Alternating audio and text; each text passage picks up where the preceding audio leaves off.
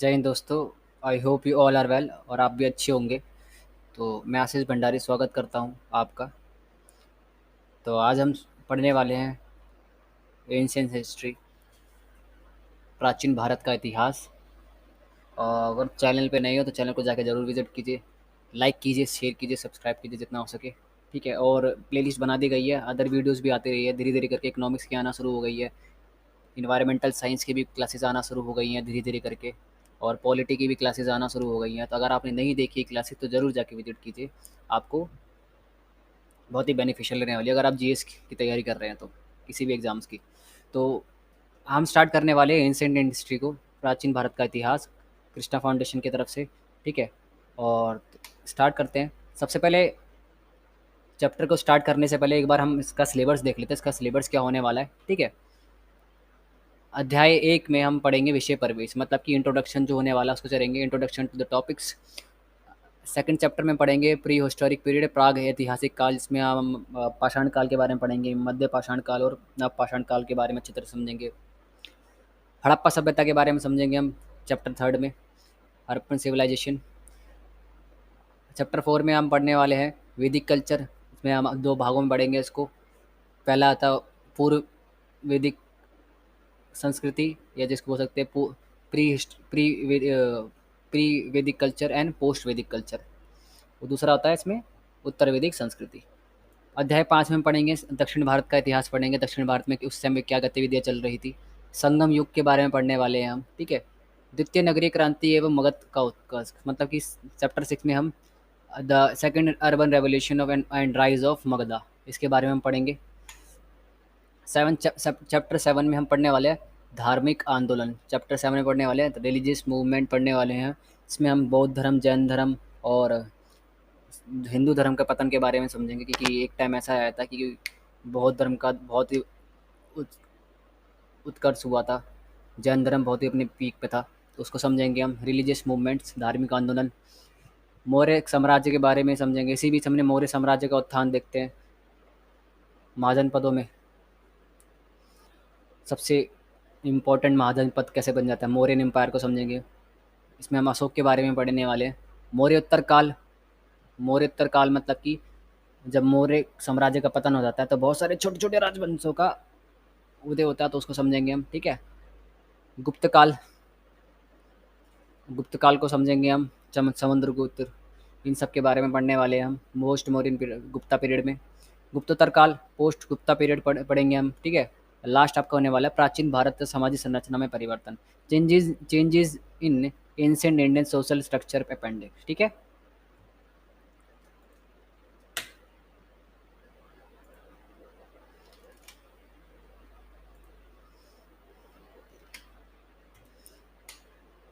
तो हम स्टार्ट करते हैं चैप्टर 1, या जिसको बोल सकते हैं हम टॉपिक एंट्री, विषय प्रविष्टि।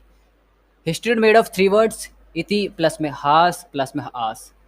इतिहास 3 शब्दों से मिलकर बना हो, इति प्लस में हा प्लस में आस, अर्थात ऐसा अवश्य हुआ होगा, which means is definitely happened. मतलब कि इतिहास शब्द को अगर आप इसका 3 भागों में बांट सकते हो आप, 3 मिलकर शब्दों से मिलकर बनाना है, इति प्लस में हा प्लस में आस। मतलब कि इसका अर्थ क्या होता है, इसका what is the meaning of the itihas, history. The meaning of history is that which is something definitely happen, मतलब ऐसा कुछ जो अवश्य हुआ होगा।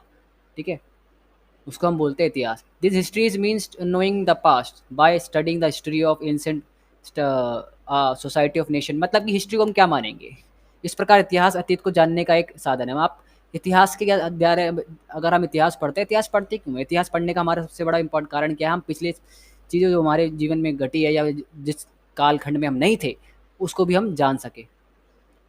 By studying the history of a society of or nation, we can know the past of the society and nation. Here by past we mean the culture and civilization of that nation. मतलब कि हम किसी भी समाज का इतिहास को जान कर उसके अतीत में, अतीत को जानकर वहाँ के समाज को, वहाँ के राष्ट्र को आराम से समझ सकते हैं। अगर आपने भारत के इतिहास को समझा हो, अगर इतिहास को समझा हो, अगर पढ़ा हो कभी, तो आपने मौर्य काल में अशोक का नाम बहुत सुना होगा। ठीक है, उसी तरीके से अगर आपने भारत का इतिहास पढ़ा हो तो मध्यकालीन भारत के अंदर आपने अकबर का नाम बहुत सुना होगा। उसी तरीके से अगर आप मध्यकालीन भारत की बात करते हैं तो आपने महाराणा प्रताप का नाम सुना होगा, राणा सांगा का नाम सुना होगा, बाबर का नाम सुना होगा। ठीक है, तो ये भारत के इतिहास से जुड़े हुए हैं।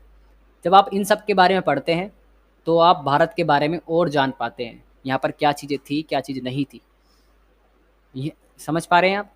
तो अगर हम किसी भी देश या किसी भी समाज का इतिहास जानने का प्रयास करते हैं तो उसका मतलब ये हम ये जानना चाहते हैं वो पहले समाज था कैसा। ठीक है, जिसको हम और बारीकी से समझ सकते हैं। The identity of every country and nation is identified by this culture and civilisation. मतलब किसी भी देश या राष्ट्र की भी अगर मैं बात की जाऊँ, देश की बात करूँ, अगर उसकी समझना है तो आप उसकी संस्कृति और सभ्यता को आपको समझना पड़ेगा। उसकी संस्कृति को, जो देश था उसकी संस्कृति कैसी है, सभ्यता कैसी है। ठीक है, वहाँ के लोग संस्कृति, वहाँ के लोगों का खान पान कैसा है, उनकी भाषा कैसी है, वहाँ के लोग सोचते कैसा है, वहाँ पे थिंकर्स कैसे हैं, वहाँ पे लोग सोचने वाले कैसे, वहाँ का रहन सहन कैसा है, लोगों ने इमारतें कैसे बनाई, किस तरह की इमारतें बनाई उन्होंने, क्या क्या चीज़ें यूज़ करी उसमें। और जब हम इन चीज़ों को जानते हैं तो हम उस समाज को, उस देश को और अच्छी तरीके से जान पाते हैं, क्योंकि हमें ऐसी ऐसी बातों का पता चलता है शायद जो हमें जानना बहुत ज़रूरी था और जो हम शायद कुछ समय तक नहीं जानते थे। Culture includes all the activities of human beings, whereas under civilization, special emphasis is given on its material aspect। मतलब कि यहाँ पर संस्कृति और सभ्यता के बीच में आपका क्या कहते हैं अंतर बता रहा है। संस्कृति मतलब कि संस्कृति का मतलब होता है कि हम कह सकते हैं कि लोगों की गतिविधियाँ, मनुष्य की गतिविधि, जिसमें आप वहाँ की उनकी बोलचाल क्या थी, वो किस तरीके के खान पीन था उनका, किस तरह का रहन सहन था, उनकी बोलचाल कैसी थी, वो किस तरह से सोचते थे। ठीक है, वो किस तरह की भाषा बोलते, तो ये सारी संस्कृति का निर्माण करती है। अगर हम बात करें सभ्यता का, तो सभ्यता के तहत क्या होता है, सभ्यता के अंदर में किसकी बात करते हैं, सभ्यता के अंदर बात करते हैं उन्होंने कौन कौन सी चीज़ें बनाई, भौतिक पहलू की बात करें, कौन कौन सी चीज़ें बनाई, क्या क्या वो चीज़ें यूज़ करा करते थे। ठीक है, उन्होंने क्या क्या बनाया। ठीक है, जैसे कि अगर हम जब पढ़ते हैं सिंधु घाटी सभ्यता के बारे में पढ़ते हैं, या हम बोले इंडस वैली सिविलाइजेशन के बारे में पढ़ते हैं, तो हम एक चीज़ समझते हैं, वहाँ पे क्या समझते हैं कि Indus valley civilisation was more organised than other culture. It was huge, not only huge, it was massive. मतलब कि वो बहुत बड़ी नहीं थी और बहुत ही बड़े क्षेत्र में फैली हुई थी। अगर आपने मिस्र की सभ्यता का नाम सुना हो, या अगर आपने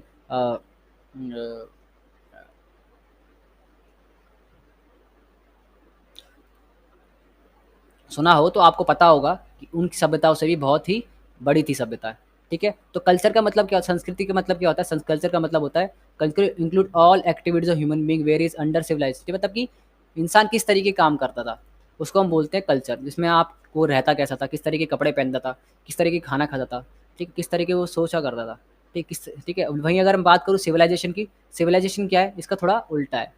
सिविलाइजेशन में क्या है, सिविलाइजेशन में बात करते हैं कि special emphasis is given on it's material expect. मतलब कि उन लोगों ने कैसी कैसी चीज़ें बनाई, घर कैसे बनाते थे वो। ठीक है, वो किस तरीके के कि कहाँ रहा करते थे, उन्होंने कौन कौन सी किसी इन्वायरमेंट में रहे वो। ठीक है, तो इसको बोलते हैं हम सभ्यता। In ancient times the vast subcontinent of India was known as Bharatvarsha. मतलब कि पहले भारत को हम क्या कहते हैं, पहले भारतीय उपमहाद्वीप को हम किस नाम से जाना करते थे, भारतीय भारतवर्ष के नाम से जाना करते हैं। मतलब कि भरतों की भूमि के नाम से जाना जाता था। मतलब कि भारतवर्ष का मतलब ये है कि जहाँ पर भारत के वंशज रहे हो, भारत के वंशज रहे हो। ठीक है, अगर मैं आपको बताऊँ उपमहाद्वीप मतलब समझते हो, उपमहाद्वीप का मतलब होता है जो तीन ओर से किसी क्षेत्र से कट गया हो। जैसे कि अगर आपने देखा हो, अब मैं आपको मैप के थ्रू समझाने का प्रयास करता हूँ। Let's take the map here. तो मैप को जाने से पहले एक बार 2 मिनट रुक जाइए, रुक जाइए। ठीक है, 2 सेकंड रुकिए, आपको मैं समझाता हूँ। मैप कहाँ गया आपका, स्क्रीनशॉट।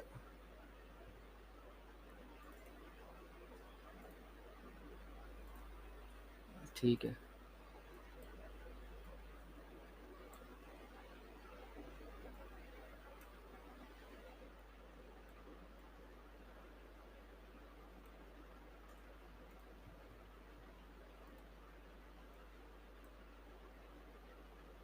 ठीक है, एक बार जाते हैं, इसको देखते हैं। गुलाबी तारे सुन। ठीक, समझ में आ गया? दिख रहा है आपको? मैं आपको एक बार मैं अपलोड कर देता हूँ एक बार। कि चाँद की कश्ती पे ना ना ना ना ना ना।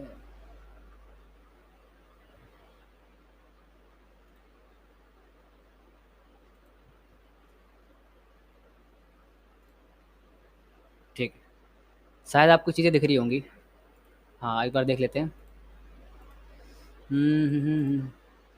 यारी तेरी यारी चल माना इस बारी सारी तेरी फिक्रे आई हाँ की हाँ। इसको एक बार थोड़ा कर दूँ फिर दिखाता हूँ आपको। हम्म,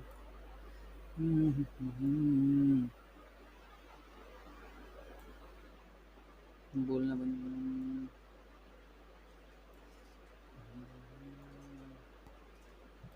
ठीक है, आपको सामने मैप दिख रहा होगा। ठीक है, मैप दिख रहा होगा इंडिया का। ठीक है, अब जब बाहर अगर आपने कभी इंडिया का मैप देखा हो ढंग से, तो अगर तो इसको अगर आपने इसकी भौगोलिक स्थिति देखी, अगर आप इसकी जियोग्राफिकल साइड देखी हो, तो आप चीज़ समझोगे कि इस तरफ क्या है, आपको पहाड़ है। ठीक है, ठीक है, साल्ट रेंज आ गई, यहाँ पे साल्ट रेंज होगी, हिंदू कुश पहाड़ियाँ होगी। और इस तरफ क्या है, हिमालय हो गई, है ना, हिमालय हो गई। ठीक है, ये हिमालय हो गई, और यहाँ पे क्या, पामीर नॉट, पामीर का पठार है यहाँ पे। तो एक चीज़ देखिएगा, जो भारत जो है क्या कहते हैं, कटा हुआ है, उसको बोलते हैं उपमहाद्वीप। समझ में आ गया?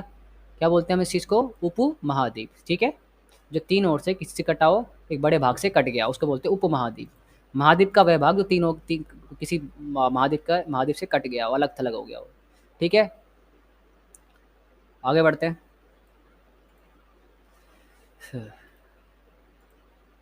मतलब कि इन एंशिएंट इंडिया, भारत को हम क्या बोलते थे, भारतवर्ष के नाम से भी जाना। अगर आपने देखा हो कि आज भी बहुत सारे नेता भारत को भारतवर्ष के नाम से भी जानते हैं। अगर आपने स्पीचेस देखी हो बहुत सारे नेताओं की, भाषण देखे हो, तो भारत को भारतवर्ष की संज्ञा देके नाम से भी जानते हैं। ठीक है, विष्णु पुराण में उल्लेख है, विष्णु पुराण, ठीक है, उसमें भारत को, जो इंडिया जिसकी हम बात कर रहे हैं, उसमें किस तरीके से परिभाषित किया गया। समुद्र के उत्तर में और हिमालय के दक्षिण में स्थित है, वह भारत देश है, और वहाँ रहने वाले लोग भारतीय हैं। मतलब कि उन्होंने ये एक बात बोली, क्या बोला, मैप के थ्रू समझते हैं इस चीज़ को। विष्णु पुराण में एक चीज़ क्या बोली है, विष्णु पुराण ने एक चीज़ बोली है क्या, भारत कहाँ पर स्थित है, भारत स्थित है आपका समुद्र के उत्तर में। समुद्री क्या है, ये समुद्र हो गया, समुद्र में के उत्तर में स्थित है, ऊपर की तरफ। ठीक है, वहीं हिमालय के दक्षिण में, मतलब कि इस तरफ नीचे। ये चीज़ तो आपको नॉर्मली पता होगी। ऊपर ये उत्तर उत्तर नॉर्थ होगी, ये साउथ होगी, ये ईस्ट, ये वेस्ट। ठीक है, उत्तर दक्षिण पूर्व पश्चिम। ठीक है, ठीक है, समझ में आ गया? तो विष्णु पुराण में भारत को किस तरीके से परिभाषित किया है कि भारत कहाँ पर स्थित है, भारत जो है वो समुद्र के उत्तर में स्थित है और हिमालयों के दक्षिण में स्थित है, वही भारत है, और वहाँ के लोग क्या हैं, भारतीय हैं। ठीक है, इस तरीके से भारत को परिभाषित किया है विष्णु पुराण के अंदर। ठीक है, आगे बढ़ते हैं। ठीक,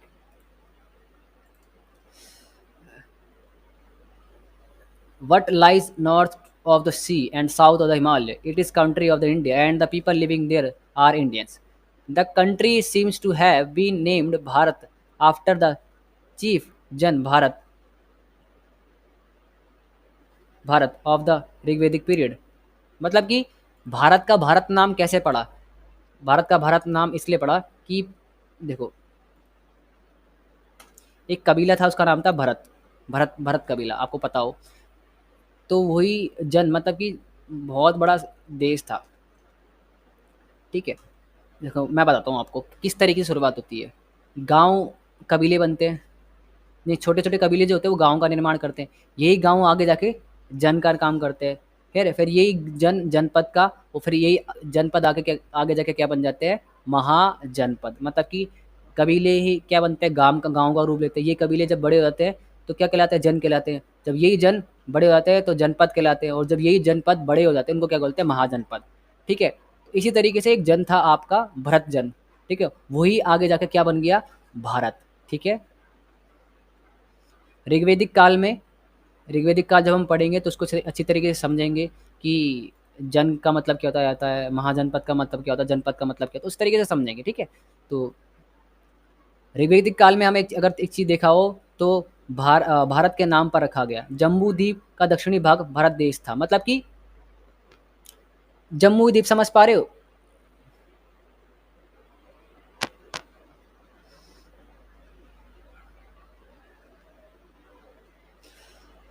इस भारत देश को हम एक नाम से जानते थे, उसको था जम्बू द्वीप। जम्बू द्वीप समझते हैं? जम्बू द्वीप मतलब कि नीचे की बात करने वाले हम।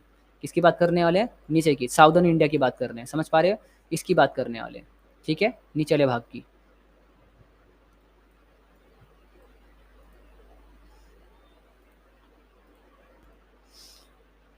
The country of India was the southern part of Jambu island. मतलब कि आप कह सकते हो कि जम्बूद्वीप कहने का मतलब ये है कि भारतीय उपमहाद्वीप को हम क्या कहते हैं, बहुत बड़े पूरे क्षेत्र को, जिसमें आपका बांग्लादेश, ये सब सारी चीज़ें आती हैं।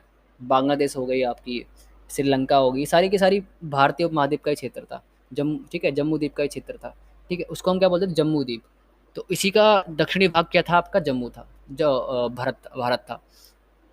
The country of India was the southern part of Jammu Island. The name India was first given to the region irrigated by Indus by the Haqqanis. मतलब कि जो ईरानी थे, ठीक है? जो ईरानी थे, वो उन्होंने क्या कहते हैं, सिंधु द्वारा सिंचित क्षेत्र को सबसे पहले इंडिया का नाम दिया। मतलब कि जो ईरानी लोग थे, जिसको हम हकामनी साम्राज्य, आगे जाके जहाँ पे हकामनी साम्राज्य जाके स्थापित हुआ था, तो उन्होंने क्या कहते हैं, सिंधु नदी उसके आसपास के जो क्षेत्र थे, मतलब कि सिंधु नदी और उसके आसपास के क्षेत्र को, रहने वाले लोगों को, रहने वाले स्थान को क्या बोला था? ये सिंधु नदी होगी। इस तरीके से सिंधु नदी जाती है। और जाइए मैं मैप लगा देता हूँ एक बार। ये इस तरीके से सिंधु नदी जाती है, सिंधु, झेलम, झेलम, चिनाब, ऐसी तरीके से 7 नदियाँ जाती हैं। तो इसके आसपास रहने वाले क्षेत्र को उन्होंने क्या बोला था? इंडस। समझ पा रहे हो? क्या बोला उन्होंने? इंडस।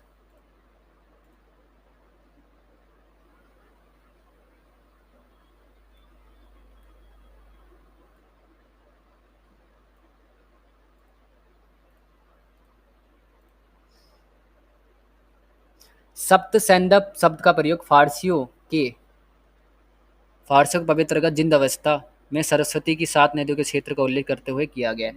मतलब कि अगर आपने देखा हो, फारसी मतलब की बात करो, ईरानियों की बात करो, ईरान के क्षेत्र की बात करो। ईरानियों को दूसरा नाम क्या है? क्योंकि फारस की खाड़ी जो है उसके आसपास है, वो फारसी भाषा बोलते हैं, तो इसलिए उनको क्या बोलते हैं हम? फारसी। The word Sapta Saindhava has been used in sacred text of Persian Zendavesta was referring to the region of the 7 rivers of the Saraswati. मतलब कि उन्होंने, जैसे कि हमारा एक ग्रंथ है, भारत हिंदू का ग्रंथ क्या है? भगवद गीता। मुसलमानों का क्या है? आपको पता ही होगा, कुरान शरीफ होगी आपकी, और बाइबल होगी आपकी क्रिश्चियंस की। तो उसी तरीके से जो फारसी है, उनकी एक ग्रंथ, धर्म ग्रंथ था, उनको बोला जाता है जिंद अवस्था। जिंद अवस्था में सप्त सैंधव सप्त सैंधव प्रयोग का शब्द का प्रयोग किया गया है। मतलब कि 7 रिवर्स, मतलब कि सरस्वती नदी और उसके आसपास जो नदी 7 नदियाँ बहती थी, उसी को उन्होंने क्या बोला है? प्रयोग किसके लिए किया था? भारत के लिए। बाद में यूनानियों ने ये शब्द, बाद में ईरानियों ने ये शब्द ईरानियों से उधार लिया, यूनानियों ने ये शब्द उधार लिया, और सिंधु नदी को इंडस के नाम से पुकारा। मतलब कि यूनानी लोग जब भारत में आए, जब सिकंदर आया भारत में आक्रमण के लिए, तो उन्होंने क्या करा? कौन से शब्द का इस्तेमाल किया? उन्होंने इस्तेमाल किया इंडस, ना कि सिंडस। सिंधु, सिंधु के नाम पे क्या बोला उन्होंने? इंडस, मतलब कि सिंधु नदी और उसके आसपास का क्षेत्र। In the Iranian, the Persian book, the Mehr Yasht and Yasna, ईरानियों की पारसी ग्रंथ महत्यास्त और यासना में सप्त सिंधु के स्थान पर हप्त सिंधु के उल्लेख मिलता है। मतलब कि जो ईरानी जो लोग थे, वो सा की जगह हा पढ़ा करते थे, इसलिए उन्होंने क्या कहते हैं, सिंधु की जगह क्या बोला? हिंदू पढ़ा, ठीक है? तो इस तरीके से हम कह सकते हैं जो सा की जगह वो ईरानी लोग थे वो क्या बोलते थे, उनसे सा शब्द बोला नहीं जाता था, इसलिए वो क्या बोलते थे हा। तो सिंधु से क्या पड़ गया हिंदू। बाद में इन पुस्तकों में इंस्टीड ऑफ सप्त Sindhu the shows that the Iranian use H instead of S, मतलब कि वो सा की जगह क्या पढ़ सकते थे हा। Later in this book the word Hindu is use instead of Sindhu, मतलब कि बाद में इसी किताब के अंदर जो महरियात और जो यासना किताब थी पर जो फारसी ग्रंथ थे उसमें सिंधु नदी की जगह हिंदू शब्द का प्रयोग किया गया है। ठीक है, जिससे पता चलता है कि ये शब्द सिंधु क्षेत्र के आगे के क्षेत्र तक फैला था। Which shows that this word extended to the region beyond the region of Indus, मतलब कि हम कह सकते थे कि ईरानी लोग अब हिंदू लोग जो हिंदू शब्द था वो सिर्फ सिंधु नदी और उसके आसपास के लोग क्षेत्र के लिए नहीं करते, उसके आगे के बहुत सारे जो लोग रहा करते थे उनके लिए किया करते थे। मतलब कि वो कह सकते थे ईरानियों ने हिंदू शब्द का प्रयोग उन लोगों के लिए किया जो इस सिंधु नदी के उस पार रहा करते थे। सिंधु नदी मतलब कि आपकी ये रही।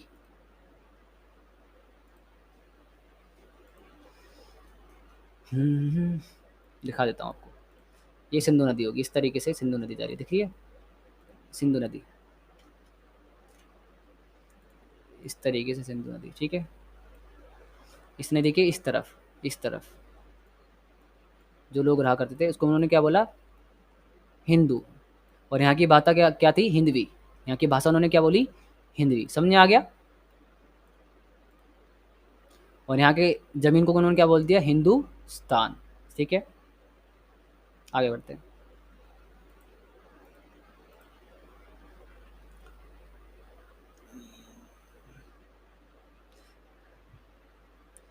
The famous Greek historian Herodotus use the word Indus for the chhatrap for the Persian empire. आपको पता होगा इतिहास के जनक किसको बोला जाता है, Herodotus the father of history. ठीक है, उनको बोला जाता है हेरोडोटस को। ठीक है, उन्होंने क्या कहते हैं फारसी साम्राज्य मतलब कि फारसी साम्राज्य ईरान की बात करें, ईरान में बहुत भी साम्राज्य था, इसको बोलते थे हम फारसी साम्राज्य, ईरानियन एम्पायर के नाम से हम जानते थे। उन्होंने अपने क्षेत्र को छत्रों में बांट दिया। छत्रों में मतलब समझ पा रहे हो, छोटे छोटे क्षेत्रों में बांट दिया। ठीक है, और वहाँ पर कौन राज करता था, गवर्नर राज करा करते थे। और गवर्नर किसकी सहायता करते थे, राजा की। ठीक है, तो उन्होंने क्या कहते हैं जो हेरोडोटस थे जो यूनानी इतिहासकार थे, उन्होंने इन क्षत्रों के लिए उनका एक भारत, क्योंकि ईरानियों का साम्राज्य था वो भारत तक फैल गया था, तो एक क्षत्रप जो था जो भारत का जो जो ईरानियों का जो भारत में था, हेरोडोटस ने उसके लिए क्या कहते हैं इंडोस शब्द का प्रयोग किया है। समझ पा रहे हो, मतलब कहने का मतलब ये है कि फारसी साम्राज्य एक टाइम ऐसा टाइम आया था कि भारत के कुछ प्रदेश जो थे, भारत के कुछ क्षेत्र जो थे वो ईरानियों के कब्जों में आ गए थे। तो यूनानी इतिहासकार हेरोडोटस ने जो क्या कहते हैं इस फारसी क्षत्रप का नाम क्या कर रखा था इंडोस। ठीक है, लेकिन बाद में इस शब्द का को ग्रीस और रोम दोनों देशों ने के लेखकों ने पूरे देश में लागू कर दिया। फिर आगे जाके ग्रीस लोग जो ग्रीस आए, फिर आगे रोमन लोग भारत में आए, तो उन्होंने क्या कहते हैं इंडस शब्द का इंडोस जो था मतलब कि इंडस लोग था वो भारत के बहुत सारे एरिया में गए, तो उन्होंने पूरा का पूरा ये वर्ड जो था इंडस ये पूरे के पूरे भारत में रहने वाले लोगों के लिए यूज़ कर दिया।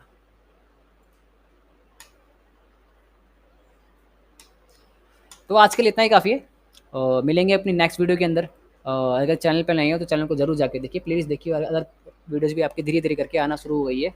अगर चैनल पर नहीं हो तो चैनल को लाइक कीजिए, शेयर कीजिए, सब्सक्राइब कीजिए। और हाँ, अगर आप चाहते हैं इस पूरे के पूरे कोर्स का फुल एक्सेस करना तो आपको क्या करना पड़ेगा, सामने आपको स्क्रीन पे एक QR कोड दिख रहा होगा 9278032677 मेरा नंबर है, इसके थ्रू भी आप पेमेंट कर सकते हो, और QR कोड को स्कैन करके भी सीधा पेमेंट कर सकते हो। आपको पेमेंट करनी है ओनली 999 रुपये की, 999 रुपीज़ की पेमेंट करनी है। जैसे ही आप पेमेंट करते हो आपको एक ग्रुप में ऐड कर दिया जाता है।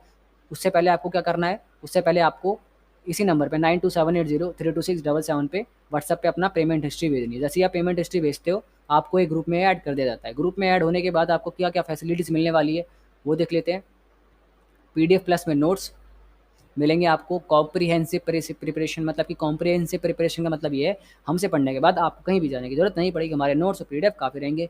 माइंड मैप रिवीजन के लिए आप हमारा एंड में माइंड मैप कराया जाता है। रिकॉर्डेड लेक्चर्स, सारे के सारे लेक्चर्स जो होने वाले रिकॉर्डेड होने वाले हैं, और कभी कभार हमारी क्लासेस लाइब्रेरी होती है वन टाइम पेमेंट, जो आपको ये पेमेंट करनी है सिर्फ एक बार करनी है, जब तक आपका कोर्स खत्म नहीं हो जाता है, और पर्सनल गाइडेंस के साथ आपको मेरे हमारी क्लासेस करना मिलना शुरू हो जाएगी। एजुकेशनल क्वालिफिकेशन क्या है मेरी, या फिर एजुकेशन क्वालिफिकेशन बोल लीजिए। ग्रेजुएशन कर रखा मैंने दिल्ली यूनिवर्सिटी से, पोस्ट ग्रेजुएशन कर रहा हूँ मैं अलीगढ़ मुस्लिम यूनिवर्सिटी से, 5 ईयर एक्सपीरियंसेस है मुझे किस चीज़ का, टीचिंग लाइन का, ठीक है। और आपके लिए थोड़ी सी जानकारी और है, जो भी आप पेमेंट फ़ी करते हो उसका 5% जाता है एनिमल वेलफेयर के लिए, मतलब कि बहुत सारे जानवर जो सड़कों पर घूमते हैं उनके कुछ कोई होता नहीं है, तो उनके पुनरुत्थान के लिए बहुत सारी संस्थाएं काम कर रही है उनको बचाने के लिए, तो 5% आपकी फ़ीस का उनके लिए जाता है। तो मिलेंगे अपनी नेक्स्ट वीडियो के अंदर। जय हिंद, जय भारत।